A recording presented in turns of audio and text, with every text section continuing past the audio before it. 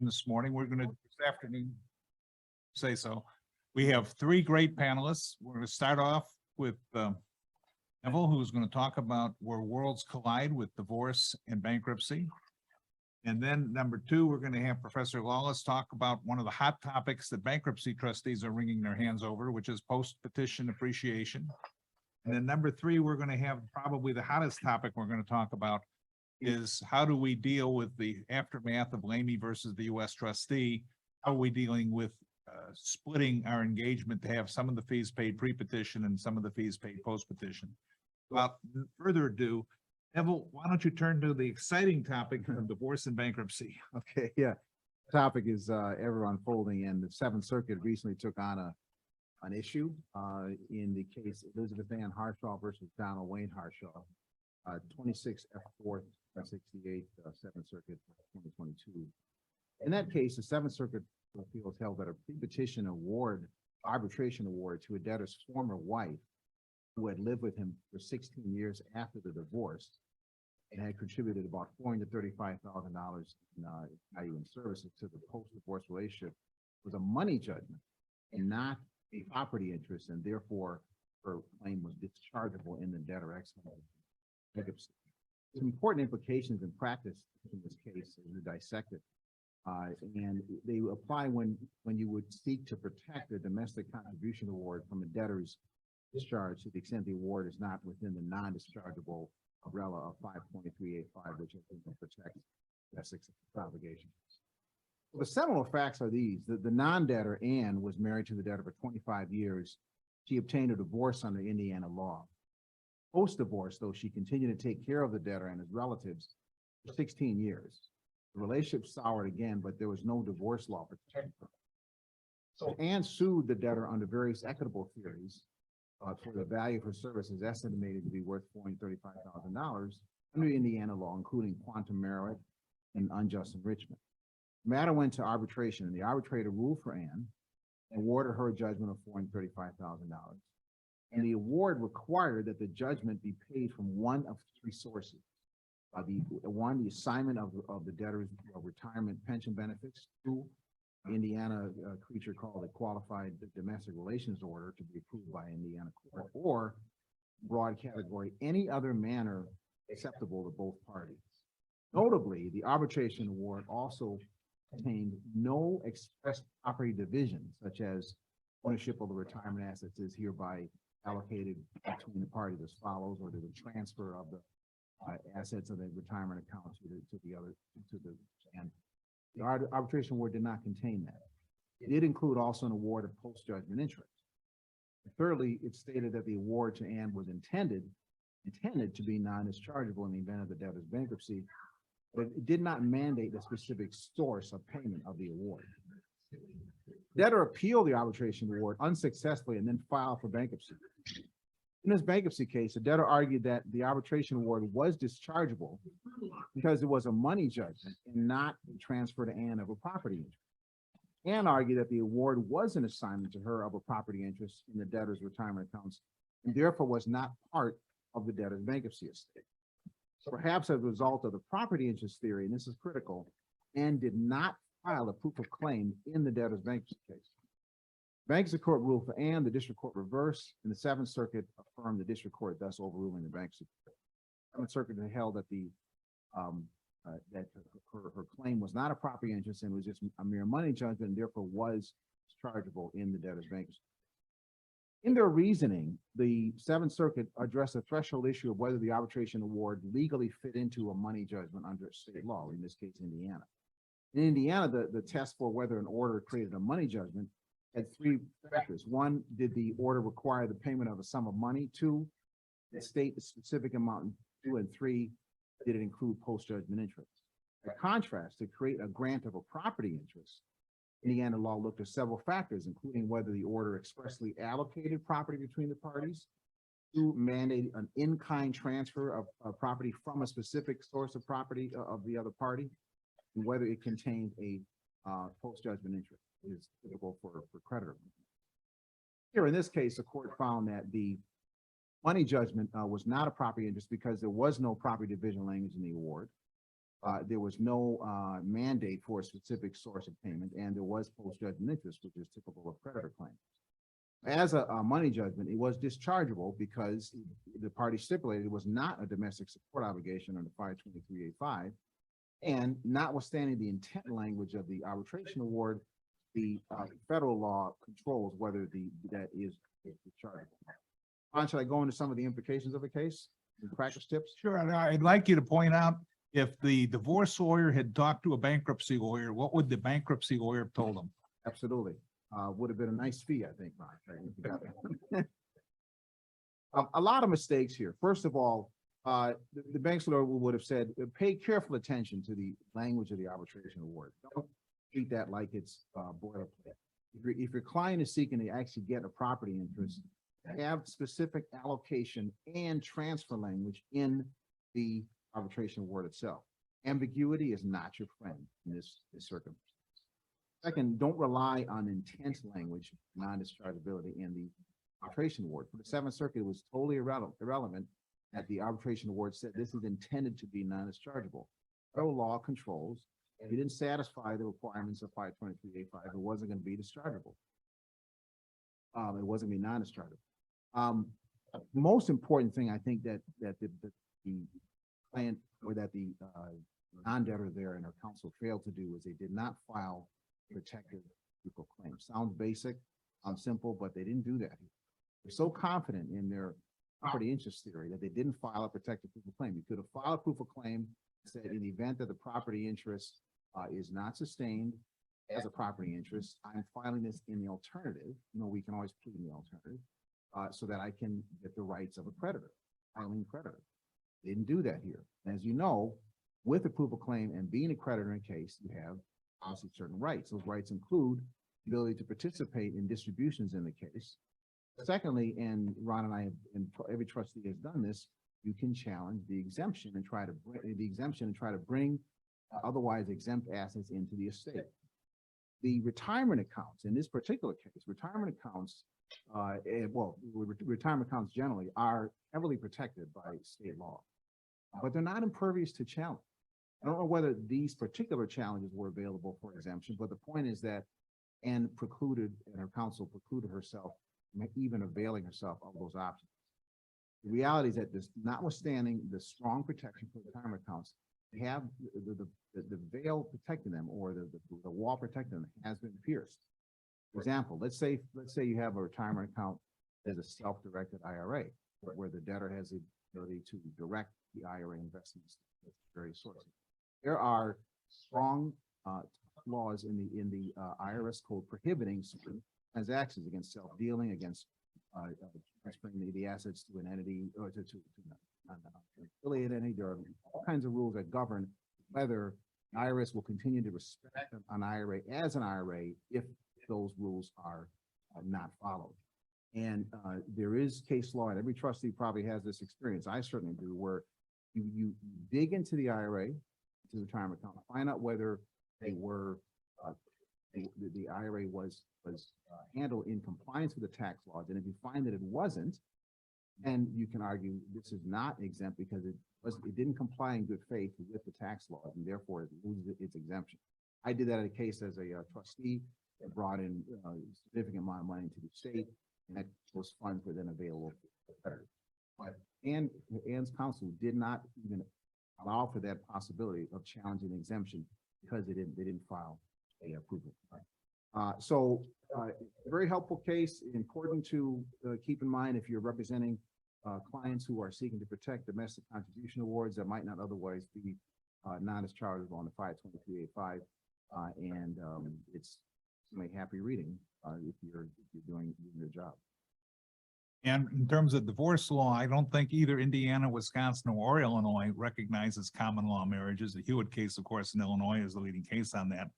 However, Illinois might recognize a common law marriage if it was valid under another state's laws. So again, I looked at this and see if there's any way I could shoehorn this into a DSO, and I think it was very problematic in this case. Anything else, Neville? No, that's it. Thank you, Ron. All right, one of the hot button issues, Professor, is trustees or greedy little animals entitled, but the appreciation of a debtor's property, either in the 7 itself or in a 13. Whether it's a hot button issue or not, when I got asked to talk about the Castleman case, which raises this issue, I've talked to a bunch of different people. Some people are like you, they tell me it's a big hot button issue. I've had other people tell me, oh, this never comes up, so. Go to I an take it NABT meeting. Pardon? Go to an NABT Maybe meeting. they're not, yeah, and so I was just assuming everyone in the room agrees this is a hot button issue, right? So the Castleman case will illustrate the facts, right? So this is about who's going to get post-petition appreciation of an estate asset. Of course, we're almost always talking about homes. So Castleman, the debtor files a chapter 13. The home is scheduled for $500,000. Debtor lists a $375,000 mortgage, excuse me, and $125,000 exemption. So there's no non-exempt equity. It's a chapter 13. 20 months into the plan, the debtor converts to chapter 7. The chapter 7 trustee then moves for clarification of his rights, attaching a realtor's declaration. The home is worth $700,000 now 20 months into the case. Under that, if that was the value of the home, then there's non-exempt equity and there's a meaningful distribution. The issue gets framed in the court, whether the debtor or the estate gets the appreciation. The district court in that case ruled the estate got it. I understand as I was preparing for today, I saw that the district court opinion has been appealed to the Ninth Circuit. So we may get a Ninth Circuit decision on this. My take on this is almost everything about the analysis is wrong. Other than that, I think they did a pretty good job with the case. But I just think the issue is framed wrong. There are really two issues here. One's about estate property, and I think that's easy. And then there's an issue about exemptions, and that's the harder issue. Let's put aside the exemption issue for a moment, just to see I think what's the easier side of this, and just suppose that instead of a house, the estate asset in question was shares of publicly traded common stock. And suppose, just purpose of a hypothetical, say on the date of the petition, the New York Stock Exchange price for those shares of stock is $11,000. Stock itself enters the bankruptcy estate. The trustee has a duty to reduce the stock cash. If the trustee gets $16,000 for the stock, because that's the price of the stock on the day the trustee sells it, that's what the estate gets. The trustee does not put $11,000 in the estate and give back $5,000 to the debtor. Similarly, if the stock price has gone down, and let's say the stock is now worth 8, so it's gone down 3, that's what the estate gets. The debtor's not liable for the shortfall. That principle applies in Castleman. Again, just ignore the exemption for the moment. Pretend it's a vacation home, so we don't have to worry about an exemption. Home is unquestionably property of the estate. The trustee reduces it to cash and it sells for what it sells for. I think it's kind of nonsensical to talk about whether the appreciation applies to the estate or belongs to the debtor or the estate. A better way to say that. I think it's maybe nonsensical is not the right way. That question, the answer to the question is really easy, right? The item enters the estate and it's worth whatever it's worth when the trustee sells it. Really, the issue is not about who keeps post-petition appreciation. What's an issue here is a statutory construction issue of the exemption statute. That's really what's being argued about here. So let's go back to our stock. It's worth $11,000 on the petition day. For whatever reason, when was the last consumer debtor that filed bankruptcy owning $11,000 worth of stock? I'm a law professor, I get to make things up. Right? But just to make the point, suppose there is the stock, and for whatever reason the debtor claims a federal wild card exemption in the stock. What's the exemption in the stock? Well, for the federal exemptions, Section 522A2 says look at the value as of the filing date. So under my example, with an approximately $15,000 wild card exemption, the debtor could exempt all of the stock. Same principle with the house. The value of the debtor's interest in the house is determined as of the date of filing for the federal exemptions.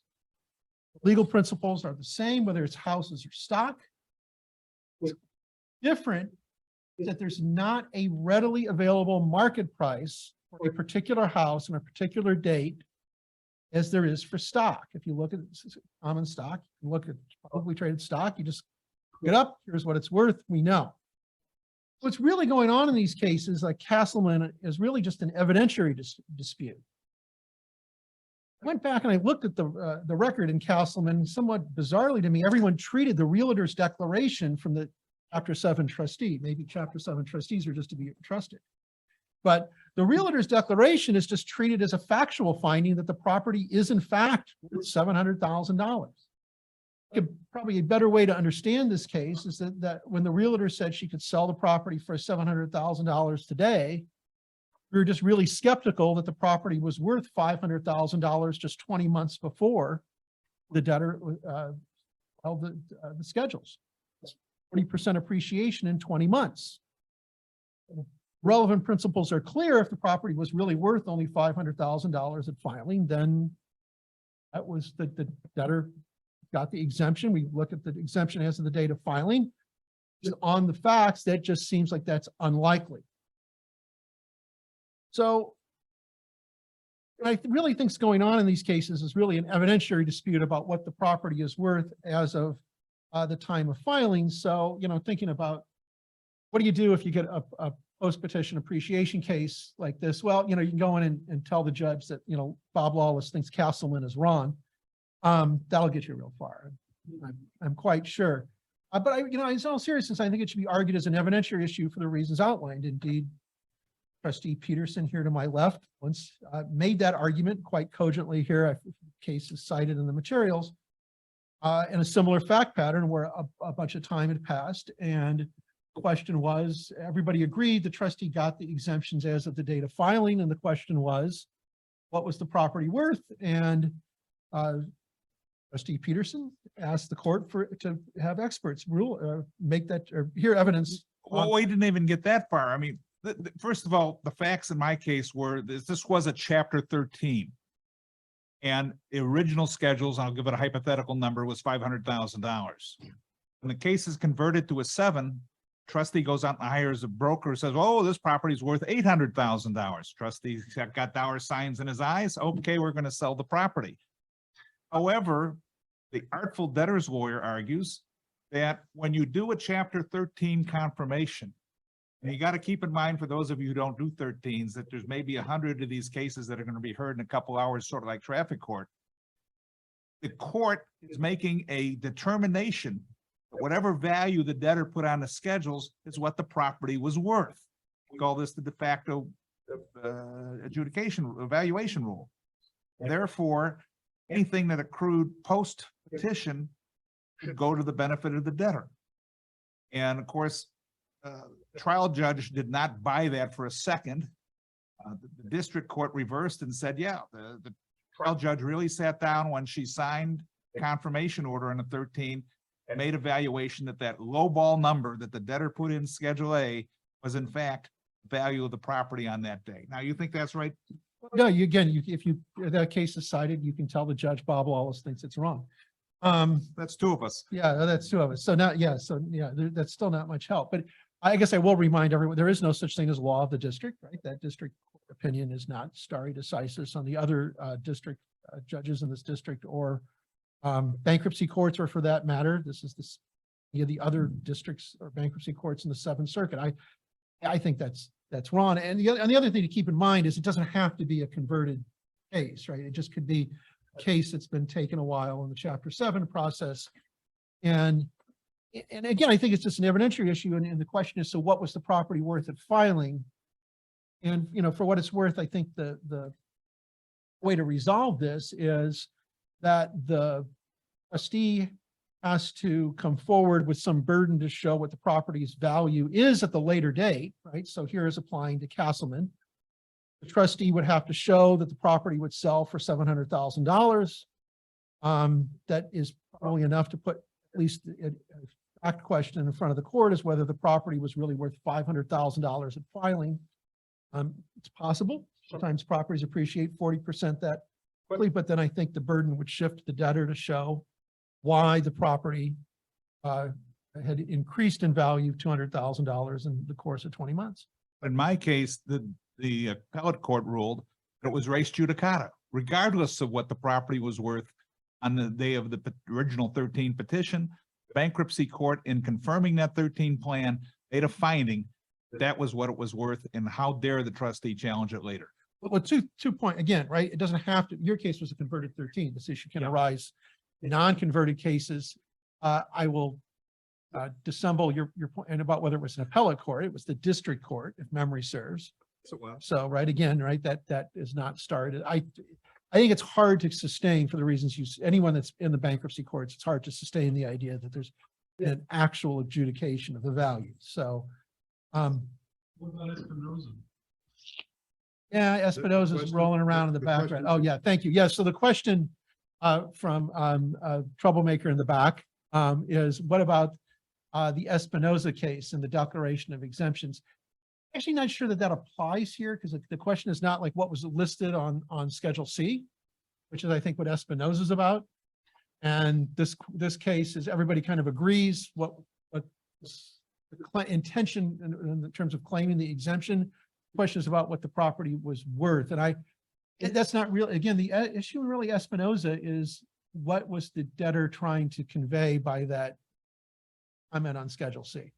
I mean, I think your analysis is right, which pains me to say, by the way, but I think it's right. I know Bob a long time.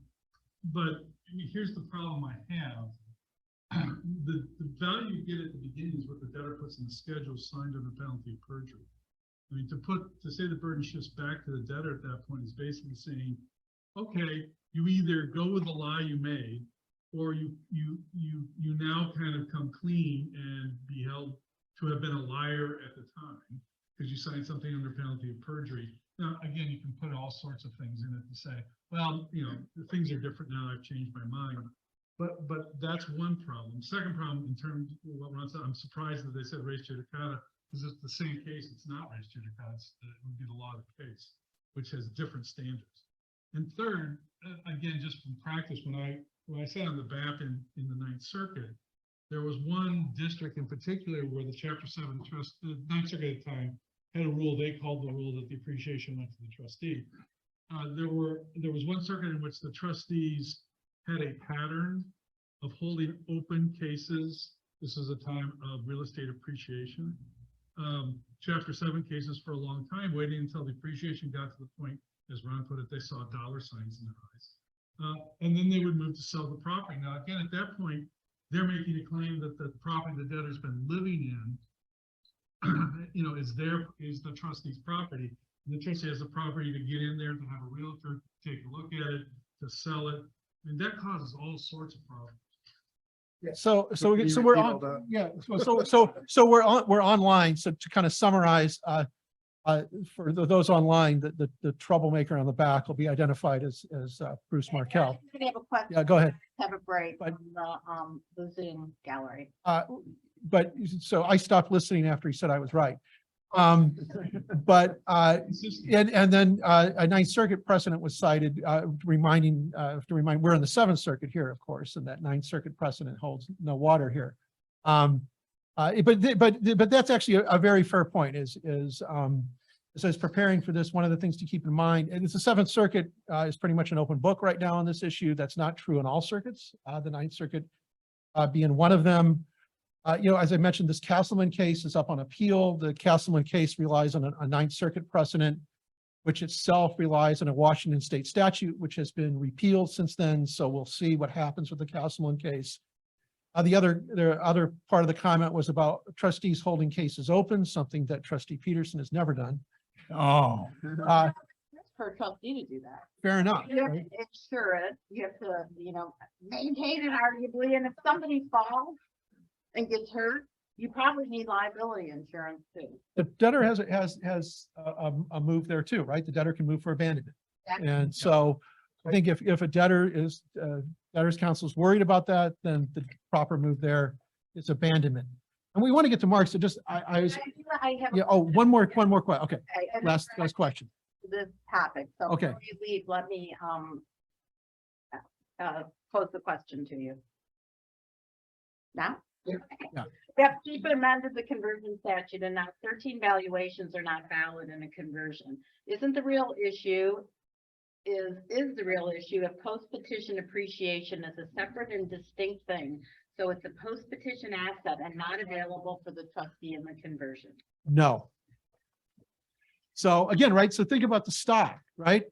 So that can't be right. Again, I think what's getting conflated here is the issue about who gets the appreciation on the property versus how do you apply the exemption statute? Some of the So- courts have said, haven't they, that it is a new asset? But I think what's happening here is that those are getting decided in the context of the exemption. And I think if presented with the issue, it has to be the case. If a stock, again, think of, the stock or any other kind of readily valued asset, it enters the bankruptcy estate, the trustee gets for it what the trustee gets. If it's gone up in price, gone down in price, that's what goes into the estate. The 541 doesn't say the value of the thing goes into the estate. The thing goes into the estate. The property interest itself goes into the estate.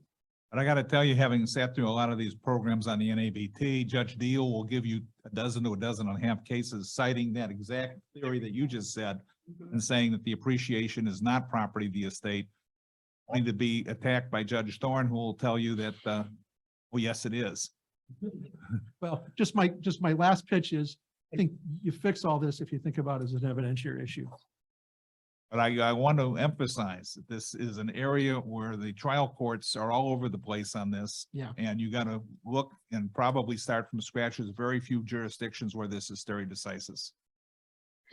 Not, before we leave this, where I'm seeing it is depreciation in value of used cars. Somebody's in a chapter 13 and the car 2 or 3 or 4 years ago was worth much less than it is today when they convert, because the values of used cars have just skyrocketed. And I've been fighting with chapter 7 trustees about that. Done? I think we're I done. think we're over to you. Goody. Okay, All we right, want to so- go to the main event here, which Yes. is, So I want to talk about something near and dear to my heart, fees, something I love a lot. But before we talk about fees, upstairs, before we came down here, we talked about the future of bankruptcy. And I just saw this article 2 days ago and I want to read it. It's 2 days old. Consumers added 67.1 billion new debt in just the second quarter. The Federal Reserve and the Bureau of Labor Statistics found that the average American household has roughly $8,942 in credit card debt. This figure is only $3,000 below the projected breaking point of these families. The new debt increased 3.5 times bigger than the Great Recession average. California ranked highest overall. Texas, Florida, New York, and Illinois rounded out the top 5. So I am a consumer bankruptcy attorney from Indiana, and depending upon when you look, sometimes I'm the largest filer in Indiana. Sometimes nobody's filing bankruptcies in Indiana. And we've been all wondering, when is the tsunami going to come? And this is, I hate to see people file bankruptcy, but for us, this is the good news that we've been waiting for, that the breaking point may be coming, and everybody's kind of projecting it might be the last quarter or the first quarter coming up. Yes. So many years ago now, I did an empirical econometric type study. I think that I saw that too, and I absolutely agree with you. I said, I spent a bunch of time coming to a conclusion only a university academic could come to after a long study, which is people who file bankruptcy have debt. Right? But the truth of it is, and that's as you look at every economic indicator, what determines whether people, and it's common sense when you think about it, what determines whether people have debt or file bankruptcy, whether they have debt. So as debt ramps up, and the one thing I disagree with is the tsunami. I think it's going to be just a gentle rise. It's just going to be kind of a monotonic. And I think it's more than debt. They have debt and they're being pushed. Because people only come see me when they're at their breaking point. They know that they should, people will come in and they'll meet with me, but they won't actually file. There's a study that's been done that says it's 2 years after they make the initial contact. Know they need to do it, but they're hoping they're going to work their way out of it some other way. They only come see me when there's been a repossession, a foreclosure, a garnishment, or something else bad's about to happen to them. In the econometric data, year lag. and he's absolutely right. I mean, we've gone through a 2-year period where there were no foreclosures, no garnishments, no evictions. Debtors were not under pressure, plus the different COVID legislations were flooding the country with cash. That is all stopped. Having said that, you're also talking to a guy who's predicted 9 of the last 2 recessions. All right, so I want to tell you a story. I met with this guy in my office. This was maybe 2.5 years ago. And I did the consultation, and this guy was an airline pilot. And at the time I was flying airplanes, or trying to. I later learned that if you're only mediocre at it, you shouldn't do it. So I stopped flying airplanes, but I talked to this guy. And after I did the consultation, I talked to him for 45 minutes and we had a great time. And he told me he was going to take me up in his private plane and he was going to show me things and everything was going to be great. Told him how much, sent him on his way with his homework. I don't see this guy. I go to a first meeting of creditors maybe 3 or 4 months later, and there he is with another attorney. And what did I do wrong? I mean, I thought he loved me. So I went up to him afterward. I'm like, forgive me for intruding. You don't have to answer this question if you don't want to, but I thought we had a good relationship. Why did you hire this guy and not me? And he said, oh, I loved you. I like you better than him. But this guy let me pay in post-dated checks. And I'm like, oh my God, I used to do a long time ago, I've been doing this 35 years. I used to take some of my money up front and then I would get the rest of my fees before the first meeting of creditors. And then the Seventh Circuit ruled in Bethea, which we're going to talk about in just a minute. And there's ways to practice law. There's the white area, the black area, and the gray area. I always want to be in the white because when I go to sleep at night, I don't want to have to worry. So when the Seventh Circuit ruled, I came down, you have to pay me all up front or I won't file your case. So I went to the U.S. trustee's office. I said, I don't mind competition, but I can't fight unfair competition. I can't fight this. You got to do something. And the U.S. trustee's response was, you know what, if we do something, it's going to limit the access to the bankruptcy court. So we're just not going to do anything. I'm like, you mean you're not the watchdog of the whole bankruptcy system's not going to follow the Seventh Circuit's ruling? Yeah, we're not going to do that. So since that time, I've been fighting, how do I fight unfair competition, right? So I also teach at the law school in Indianapolis. I teach with John Haubers, who's in the back. And what we try and do during each class is we come up with questions at the end that relate back to what we just talked about. So I'm going to give you the questions, then I'm going to go through and give you the material. And at the end, hopefully in the next 20 minutes, we can figure out how to make my life easier, right? Because I'm going to feed you full of all the information. So here are the questions. Can you bifurcate a Chapter 7 fee? If you do bifurcate a fee, can you charge more the added risk and cost and administration of the case? Can you accept post-dated checks like my buddy? Can you do fee-only Chapter 13s? Can you use third-party factoring companies to pay the fees for you? Should you associate with national firms, cut your costs and get more cases? How about, can you do zero down Chapter 7s? Can you do third-party guarantees for securing the fees? Or should you just hire a ghostwriter? So these are all of the things that I'm fighting with every day trying to do a bankruptcy. Right? And when I was in kindergarten, my favorite thing was recess and show and tell. So you can see all this stuff up here is my show and tell. These are all of the cases that have come out just in the past year on bifurcation and fees. Just in the past week, this came out just this past week. The ABI Journal and the Consumer Bankruptcy News both have cases saying you cannot bifurcate fees. And then this is just in the past 2 months. Kentucky says you cannot bifurcate a case. South Carolina says you cannot bifurcate a case. Minnesota says you cannot bifurcate a case. Colorado says you cannot bifurcate a case, right? And the facts are sensitive to why these courts said no. And I'm going to tell you why you can, why you can't. Let's get into it right now. So let's start with the history of this. Used to be early in the bankruptcy court, attorneys would practice was to have a single pre-petition engagement contract with a flat fee to allow the debtor to make post-petition installment payments.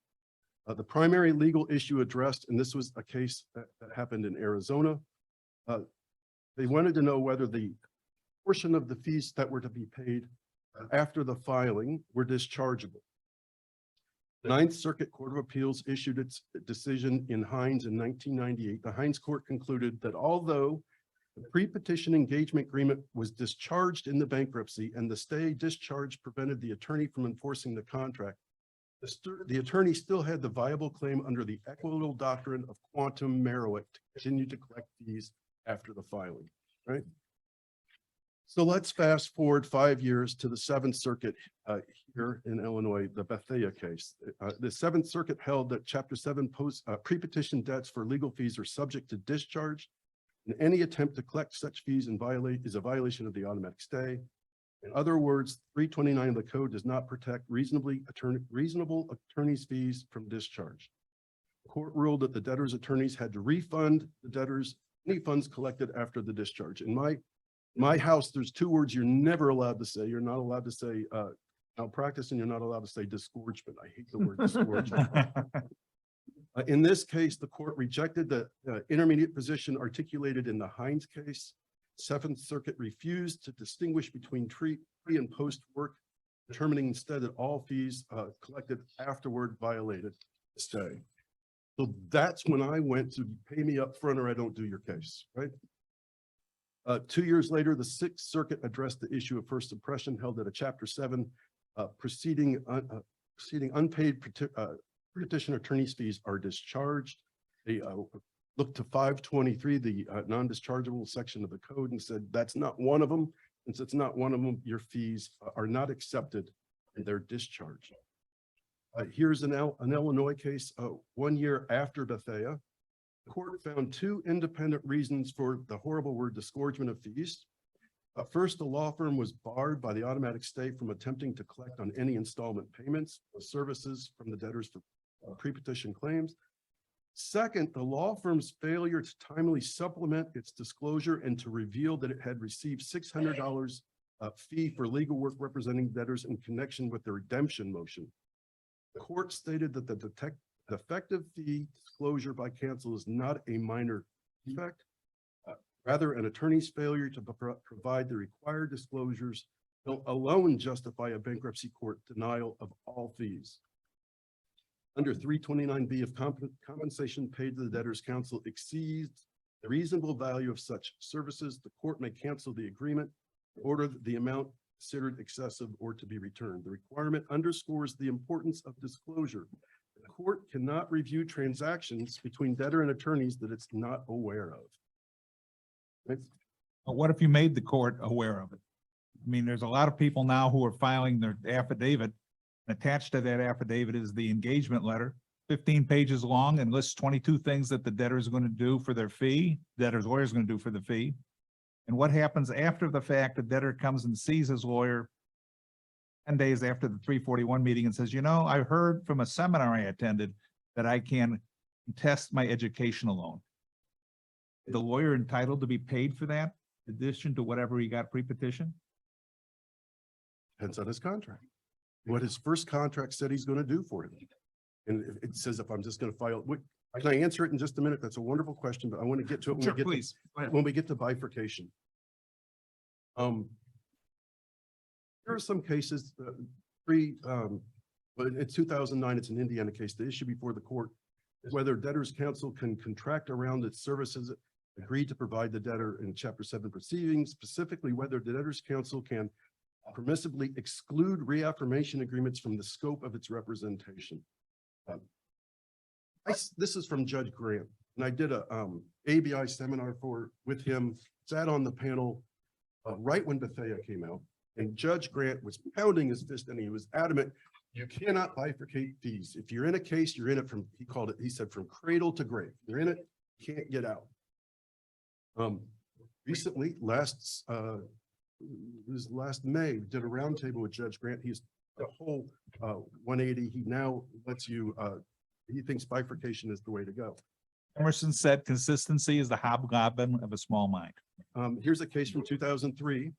The counsel represented the debtors when they filed the Chapter 7. The court sui sponte issued an order for the attorney to show cause why sanctions should not be imposed for failure to represent the debtors. Chapter 7 debtor, whether an attorney may limit the scope of representation, the duties of an attorney, regardless of the arrangement between the debtor and the lawyer until it grants permission to withdraw. Under what circumstances will the court grant leave to withdraw? The attorney representing a Chapter 7 debtor in an ordinary case may limit the scope of the engagement, particularly when the debtor may not when the debtors was not given informed consent. The court held that debtor's attorney is obligated by the rules of bankruptcy court, as well as the standards of professional responsibility to represent the debtor all the way through. Right, so those were the precursors when we get to bifurcation, right? And questions? All right, so let's talk about bifurcation. What is bifurcation? In this bifurcated fee agreements, which have become popular in consumer cases, split the fee charged by a debtor's attorney into a fee for pre-petition services and a fee for post-petition services. Bifurcated agreements provide an alternative to the traditional model in a Chapter 7 case in which the attorney's entire fee is paid before the case is filed. The traditional fee model has been criticized for creating a barrier to the bankruptcy system. Under a bifurcated fee agreement, the client first executes pre-petition retainer agreements limited to the attorney preparing and filing a skeletal Chapter 7 petition. The fee for the pre-petition services may be as little as $0.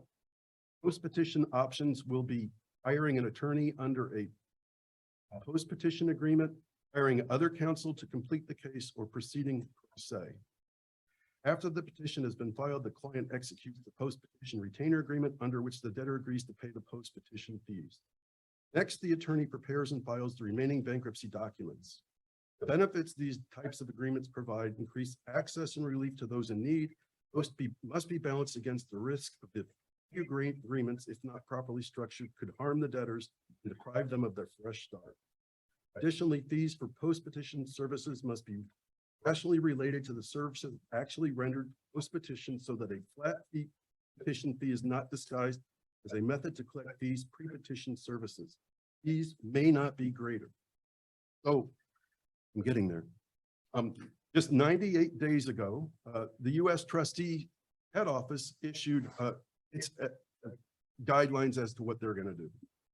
You have copies of this that you're going to pass I have around? handed copies out to everyone in the audience. I just want to emphasize that's the U.S. trustee's position. And if it comes before Judge Cox, she may feel free to say that's nice, but I believe in Lamy.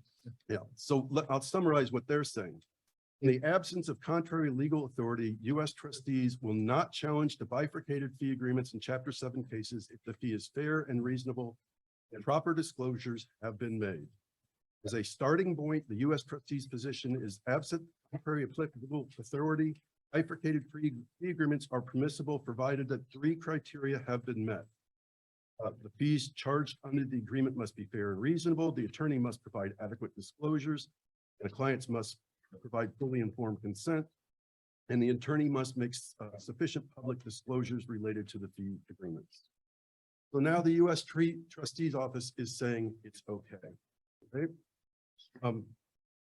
So what are the issues with bifurcation? Should bifurcation be allowed? What is a reasonable pre-petition fee versus a post-petition fee?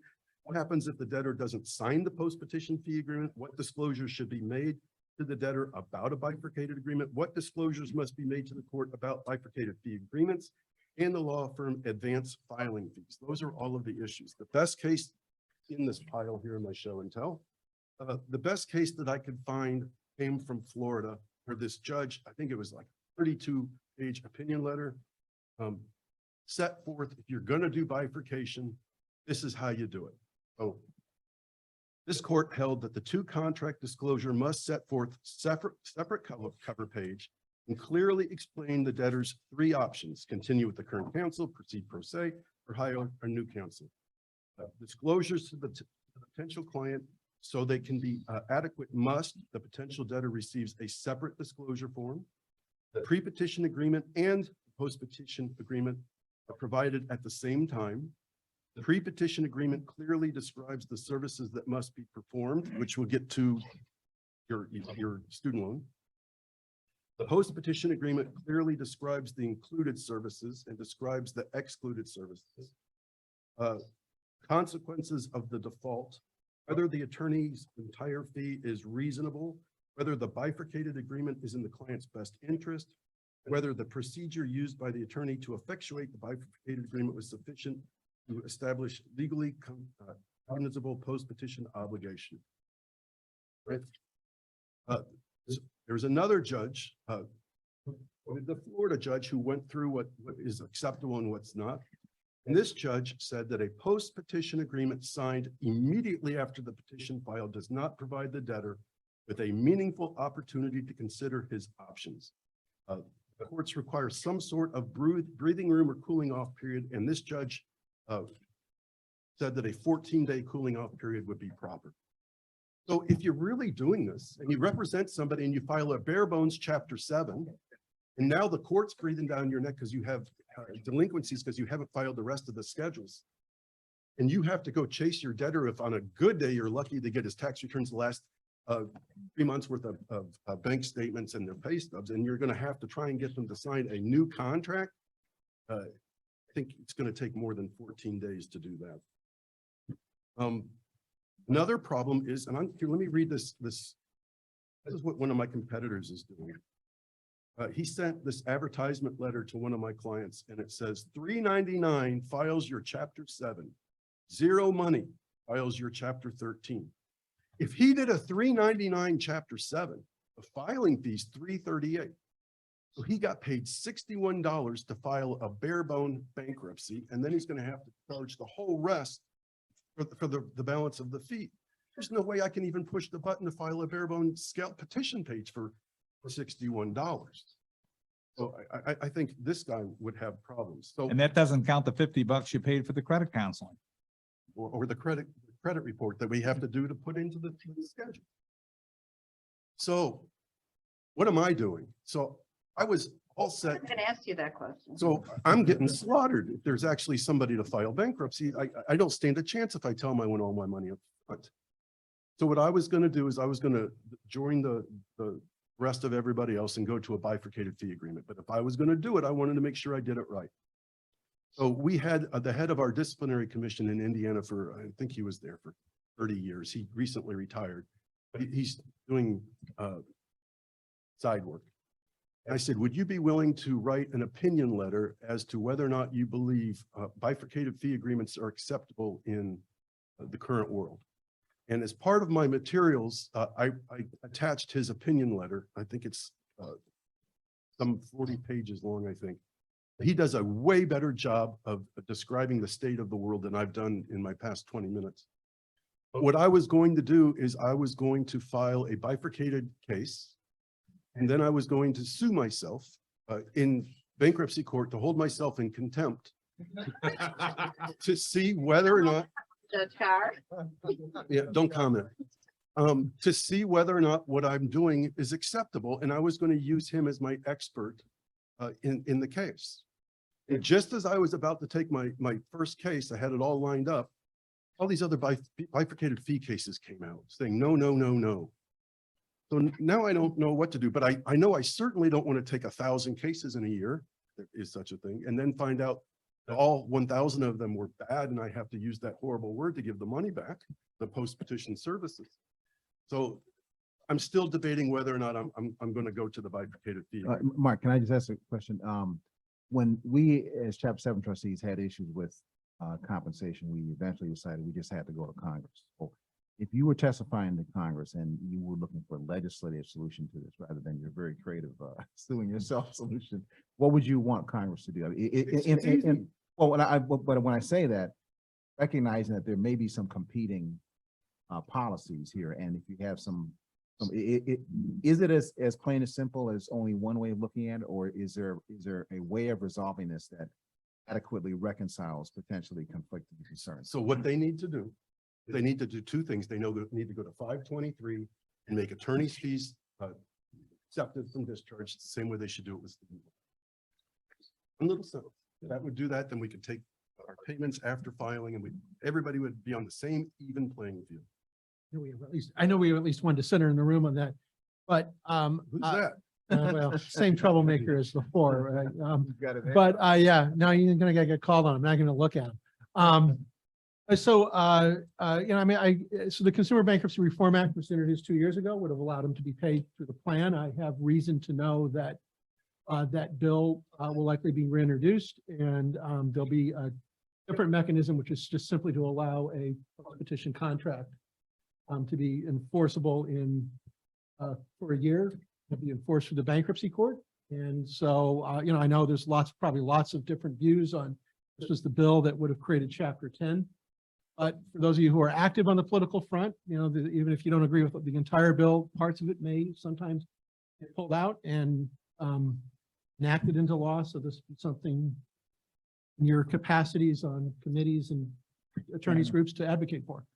So this is the same people that have been also saying that we're going to get the student loans changed and stricken Oh, from 5.2 now. as well. Yeah. I will tell you before I take the question, the Bankruptcy Commission of the ABI sat down and looked at this and they agreed with your solution on 523, provided that the bankruptcy courts retains jurisdiction to review the reasonableness of any post-petition fees that are added on from the initial engagement. Now, Why is your solution, the discharge section as opposed to adding, chapter 7 debtors as those who can get administrative expense allowance? Can you, all right, there was a question that was just made from the audience for those of you in Zoom land. Why are we looking at this through the eyes of 523 when we should be looking at it simply to say that these administrative fees can be paid post-petition? In other words, reversing Lamy. Adding that, I'm happy with either way. Just give me something. well, I understand asking for any legislative solution is blowing smoke if we're not gonna get one. So, but if you were gonna get a legislative solution, I think that would be the answer. And chapter 7's dinner council is those who can get paid administrative expenses for post-petition service. How much, so paying out of the estate, how much state funds are there in your average Chapter 7? You have that issue. The other issue there is a political one, is I'm not sure the debtor attorneys groups are as big an advocate of that as other solutions. And again, I push back a little bit on the idea that it's never going to get adopted. I think sure, right? I mean, we're not dealing in the most politically functional times, but I think if this is a targeted reform that there's a lot of interest in from a lot of different sides, and I think it's something always, I wouldn't say it's more likely than not, but I also don't think it's fanciful. I agree with what you said. When we sat in the commission and took testimony, and there was a real division between the debtors bar, between those who wanted to have the post-petition fees and those who liked the status quo.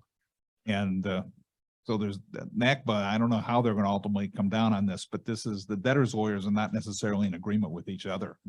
we do have an online comment. So much of the work for bankruptcy must be done before filing. The means test review of assets, determining which type of bankruptcy is best. I do not see how anyone can ethically charge zero down or even a few hundred down and bifurcate, not if the ethic rules require us to charge for our time and expenses. Any comment from? I agree on absolutely all of that, and I'm happy to say that my friend here can do it for $61.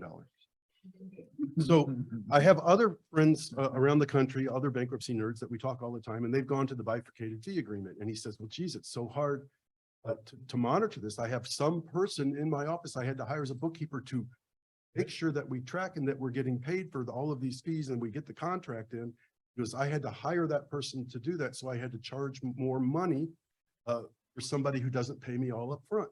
And I said, up, you can't do that. And he says, why not? And I go, have you ever heard of the Truth in Lending Act? And he goes, what are you talking about? So I told him about TILA. The Truth in Lending Act is the commonly used Title I of Consumer Credit Protection, passed in Congress 1968. The information includes the annual percentage rates, loan terms, and the total cost of the loan. TILA forces lenders to provide certain disclosures, such as the percentage rate, the amount financed, the amount of the total payments. I turned to Buddy and I said, if you're not putting the TILA language on there in the disclosures, you're opening yourself up to problems. He said, well, what could possibly go wrong? And I said, well, if you look at the penalties for TILA, it's actual criminal provisions up to $5,000 and 1 year in prison and actual damages. He's not doing that anymore. So I teach consumer finance. That was my question on my final exam last year. It really was. Really? Yeah. Great minds think alike.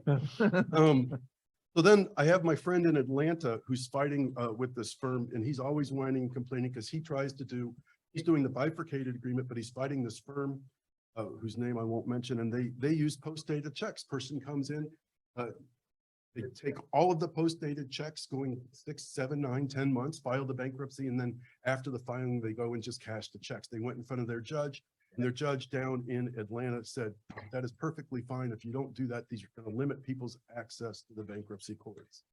So he's fighting that. I got 4 minutes. Let's see. I don't think you guys are going to get to tell me what to do.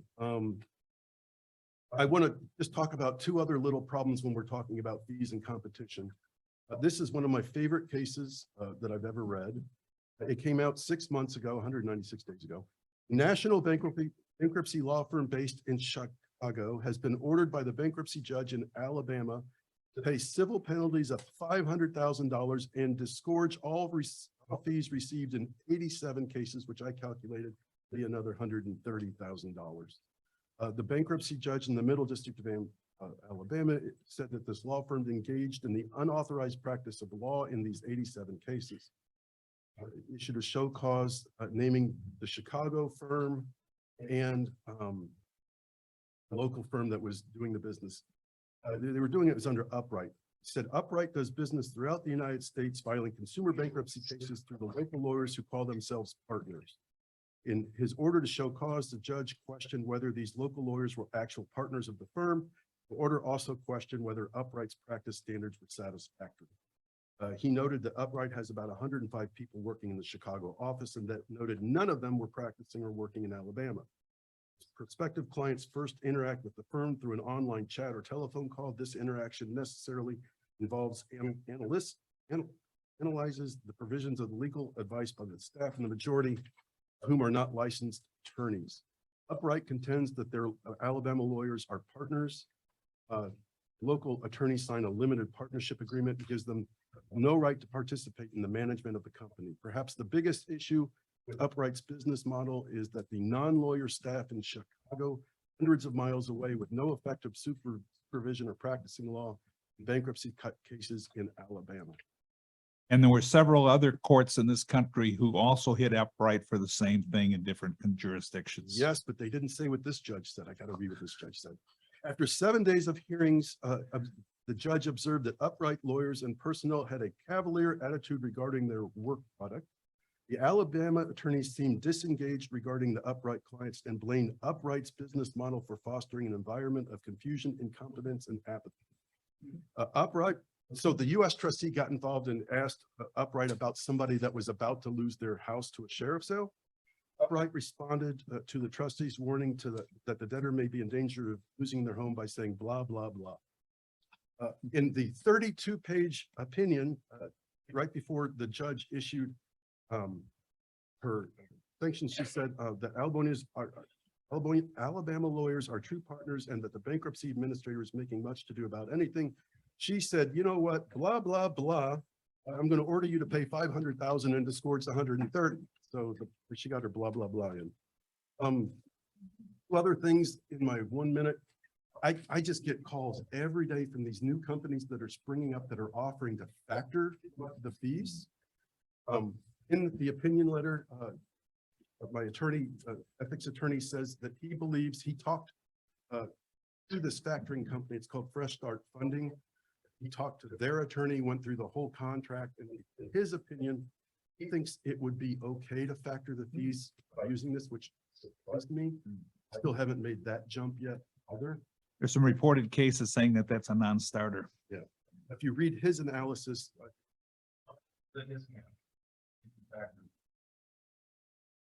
discount for who? Right. For you. If you have $1,000 fee factor, what do they give? I don't remember the amount, but they have to take it. So I got down to going through that and they said, oh no, by the way, we also have to take a security interest in all your accounts receivable. And we have to file UCC1. And I said, no, you're not filing UCC1. We're not doing that. There's one other person that I'm competing with, and it's called Ghost Services. I found this on Craigslist. This is an actual ad. It says, my name is blank. I recently relocated to Indiana. I'm a very good lawyer, capable of handling all types of cases. We all know times are tough. Most people can't even afford lawyer prices. I know I can't. Please text me at this number for a free consultation. I will help you ghostwrite your bankruptcy in federal court for cheap legal results. And that violates the profession. I like to learn stuff. Finally, I'll say to you, those of you who thought fee-only chapter 13s were a great idea, and by the way, they're the rage in Kansas. If you do that, you got a terrible, terrible, terrible ethical problem. Do you tell your client that she can convert the case the next day and get a discharge of all the fees going forward. One more thing, I still, You have like one. so this will just. take 1 minute. There's another survey that came out, 2017, 2018. Look how thick this one is. It went through all of the fees from across the country and what they are and what people are allowed to charge to. In Indiana, we have, we charge a flat fee. We have to sign the rules, professional, the rules of, no, what we're gonna do for them. Rights and responsibilities. In California, they sign the same rights and responsibility, but after they file, if there's a motion for relief from stay, if there's a motion to sell, if there's any other motions, they get to do add-ons in addition to the flat fee. This great survey goes through and tells what every jurisdiction's allowed to do, how much every jurisdiction costs, what they charge. And the new one is about to come out in the next month, because I tried to get it before today. And he said the reason that it's being hung up is because there's been 4,000 fee decisions just in the past year that they need to incorporate into the next report. Mark, we just got the hook. I'm done. I need to read the code for the Zoom gallery. It's 3MC5, and great job, you guys. One more Great time, job, Mark. 3MC5. Good job. Right, Yeah, right we- now, yeah, and yeah, that's yeah. gonna resume at 4:30. That will be the last session.